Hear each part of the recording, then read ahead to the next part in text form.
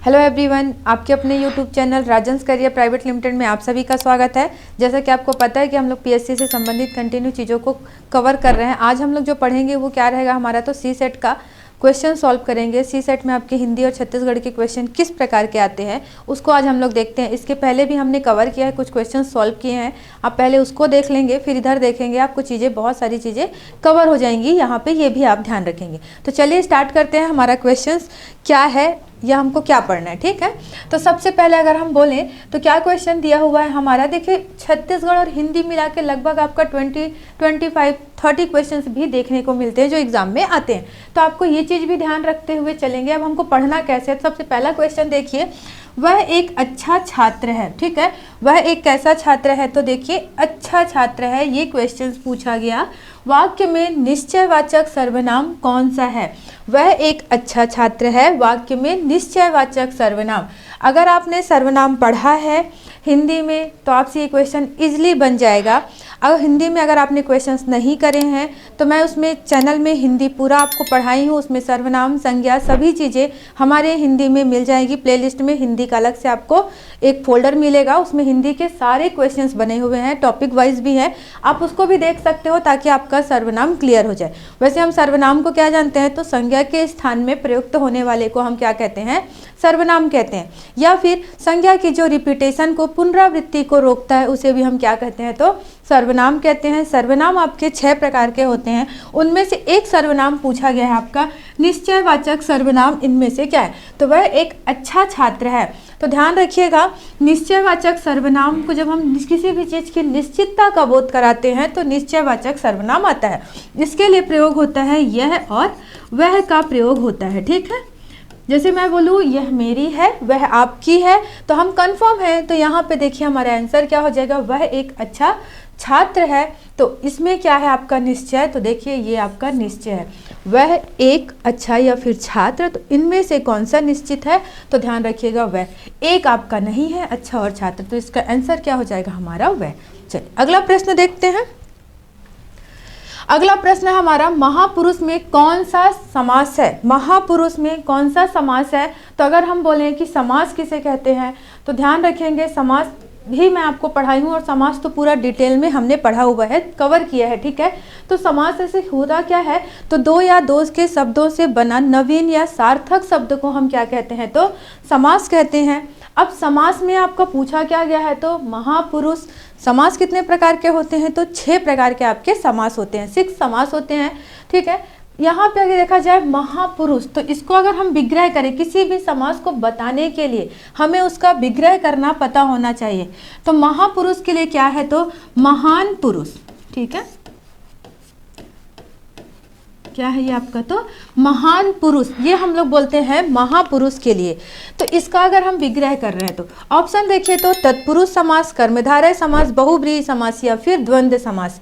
तो महान पुरुष कैसा है, तो महान है। किस प्रकार का पुरुष है, तो महान है, मतलब पुरुष की क्या कर रहे हैं यहाँ पे, विशेषता बता रहे हैं। तो ये आपका क्या है, विशेष्य है, जिसकी विशेषता बताई जाती है वो विशेष्य होता है। और महान क्या है आपका, तो विशेषण है, ठीक है।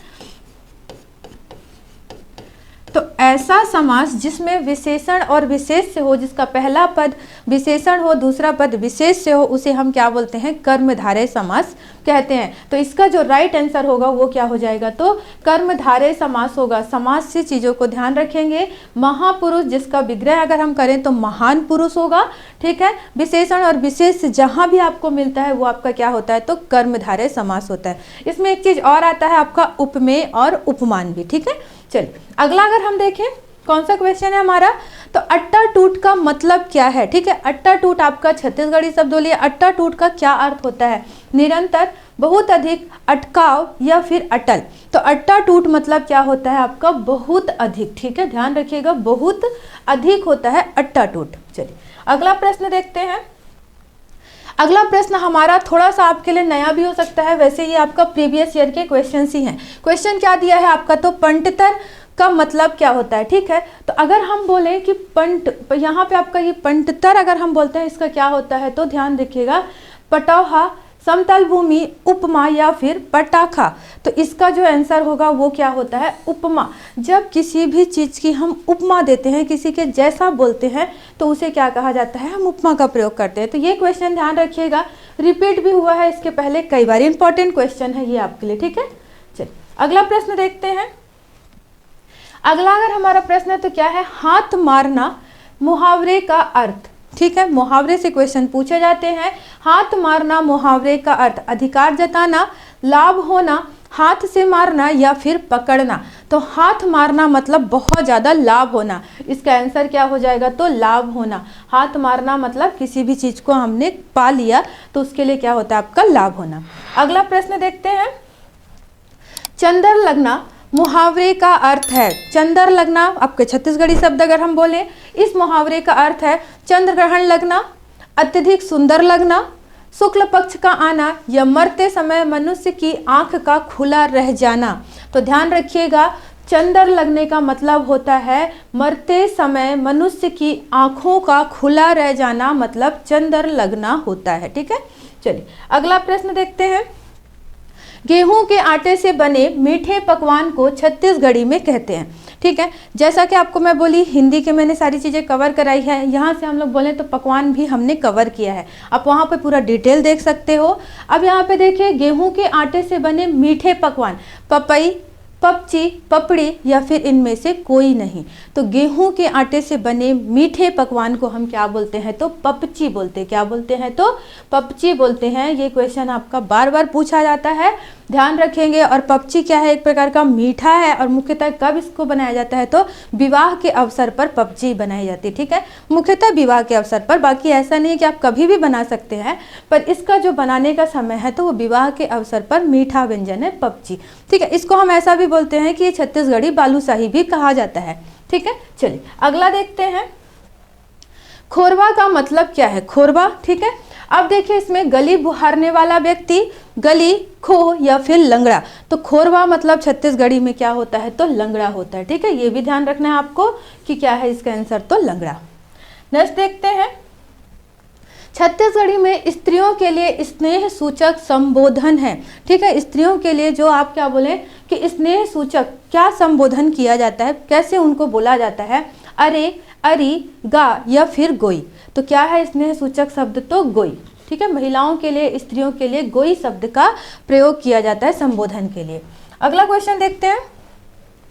संन्यास शब्द में कौन सा उपसर्ग है। उच्चारण में हमें ऐसा लगता है संन्यास, पर ये होता क्या है, तो आपका कैसे बनता है ये, आप एक प्रकार का, किस प्रकार का, अगर हम बोलें तो ये संधि है इसमें, कौन सी, तो समधन न्यास से बना है आपका संन्यास। ये भी ध्यान रखेंगे कि ये संन्यास क्या है आपका, तो एक प्रकार की व्यंजन संधि है जो किससे निर्मित हुई है, समधन न्यास से। तो यहाँ पे पूछा जाए अगर कि उपसर्ग क्या है, तो न्यास अपने आप में एक शब्द है और उपसर्ग क्या है, तो सम। हमारा आंसर क्या होगा, तो देखिए यहाँ पे ऑप्शन नंबर ए हो जाएगा इसका सही आंसर। ठीक है, अगला देखते हैं। अगला क्वेश्चन क्या दिया हुआ है, तो अगला क्वेश्चन हमारे सामने क्या है, जिसका पति जीवित हो, इस वाक्य खंड के लिए सार्थक शब्द, जिसका पति जीवित हो। ठीक है, आपका एक वाक्य के लिए भी या अनेक वाक्यों के लिए एक वाक्य क्वेश्चंस पूछे जाते हैं। अब इसके लिए आपको बताना है जिसका पति जीवित हो, विधवा, विधुर, पतित या फिर सधवा। तो जिसका पति जीवित होता है वो क्या कहलाता है, आपका सधवा कहलाता है, ये भी ध्यान रखना है। ठीक है, अगला प्रश्न देखते हैं। ऐसे शब्द जो संस्कृत और प्राकृत से विकृत होकर हिंदी में आए हैं उन्हें कहा जाता है। तो अगर आपने थोड़ा बहुत इसको कवर किया है तो आप ये ध्यान रखिए कि क्या बोला जा रहा है, संस्कृत और प्राकृत से विकृत होकर मतलब बिखर कर, अलग होकर, या फिर उसका रूप परिवर्तित करके किस में आया है, तो हिंदी में आया है, उसे हम क्या बोलेंगे, तत्सम शब्द, देशज शब्द, विदेशी शब्द या फिर तद्भव शब्द। तो इसका जो राइट आंसर है वो क्या होगा, हमारा तद्भव होता है। संस्कृत के रूप को परिवर्तित करके, हम जैसा है परिवर्तित करके जब हिंदी में प्रयोग करते हैं उसे क्या बोलते हैं, तद्भव बोलते हैं। संस्कृत का शब्द जैसा है वैसे ही हम हिंदी में ले आए उसे क्या बोलते हैं, तत्सम बोलते हैं। देशज शब्द जो आपके ग्राम क्षेत्र या देशीय से उत्पन्न हुए शब्द होंगे, विदेशज शब्द आपके जैसे कि अरबी, फारसी, पुर्तगाली, तो वो शब्द होते हैं। तत्सम ध्यान रखेंगे, संस्कृत में जैसा है वैसा लेके आना तत्सम होता है। इस संस्कृत के रूप को परिवर्तित कर दें तो तद्भव होता है। इसका आंसर क्या होगा हमारा? तद्भव। चलिए अगला प्रश्न देखते हैं। तो नेक्स्ट क्वेश्चन है हमारे पास, निम्नलिखित में से तत्सम शब्द कौन सा तत्सम शब्द है? घोटक, कपूत, कोयल या फिर धर्म। तो अभी आपको मैं बोली संस्कृत का जैसा है शब्द वैसे ही हिंदी में प्रयोग होना, मतलब क्या होता है आपका?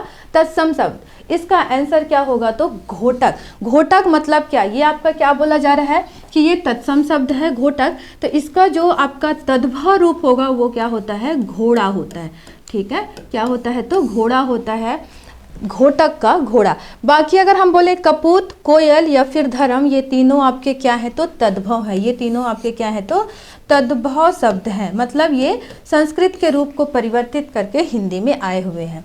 यहाँ पे अगर हम इसकी बोले कि कपूत का क्या होता है तत्सम, तो ठीक है कुपुत्र क्या होता है? तो कपूत का कुपुत्र। कोयल का क्या होता है? तो कोकिल। ठीक है, कोकिल।